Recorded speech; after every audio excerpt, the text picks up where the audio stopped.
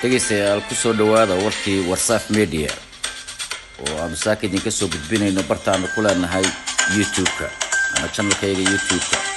waad mar walba ka daalacaan kartaan wararkii ugu dambeeyay wararka maanta aan idiin haynana waxaa ka mid ah heshiiskii dalalka reer Yurub iyo waddanka UK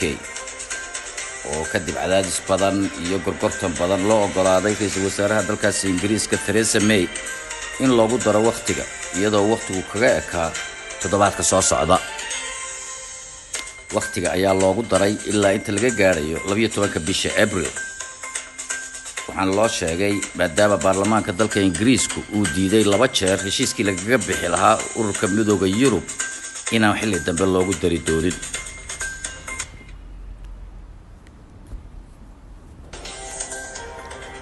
nidaamka ay UK doonayso inay kaga baxdo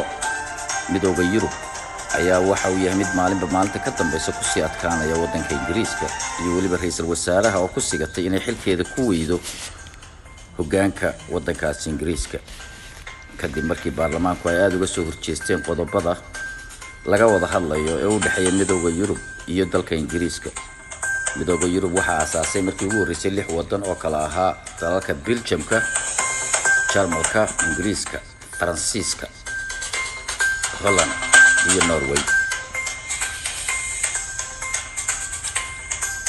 arrinka ayaa hadda cirka isku sii shareeraya marka ka dambaysa kuna sii adkaanaya ra'iisul wasaaraha Ingiriiska dhanka Mareykanka madaxweyne Trump ayaa waxa uu ku dhawaaqay inuu damacsan yahay inuu buuraleyda Golan Heights ee laga haysto dalkaas Suuriya ay ka haysato waddanka Israa'iil in uu u aqoonsan doono inay tahay dhul ay leedahay Israa'iil sidii uu u aqoonsaday Qudus inay tahay caasimadda waddanka Israa'iil arrinkan ayaa waxa uu noqonayaa baritaar weyn oo ra'iisul wasaaraha waddankaas Israa'iil oo qiiqiil ku jira maadaama lagu soo oogay faldambiyeedyo musuqmaasuq ah doorashadiina ay taagan tahay lagana yaabo inuu ku guuldareyso doorashadan isagoo ninka la tartamay oo horey u ahaan jiray taliye ciidan ilaa iyo hadeerto uu kaga horeeyo dhanka codadka la qaaday ee shacabka la weydiiyay buuraleydan Golan Heights oo meel aad istiraatiiji u ah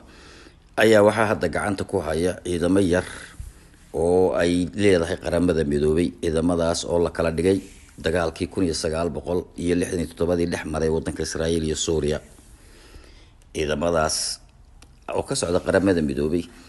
ayaa hadeertan waxba ka bedelaynin si kasta ugu dhawaaqo madaxweynaha waddanka Mareykanku in lagu wareejiyo Israa'iil maadaama inta badan dalalka qaramada midoobay ku jira ay aaminsan yihiin dhulkaas iyo dhul laga haysto waddanka Suuriya dhegeystayaal wararkan hordhaca wararka dambe ayaan idin soo gudbin shabakada cusub ee WhatsApp Media News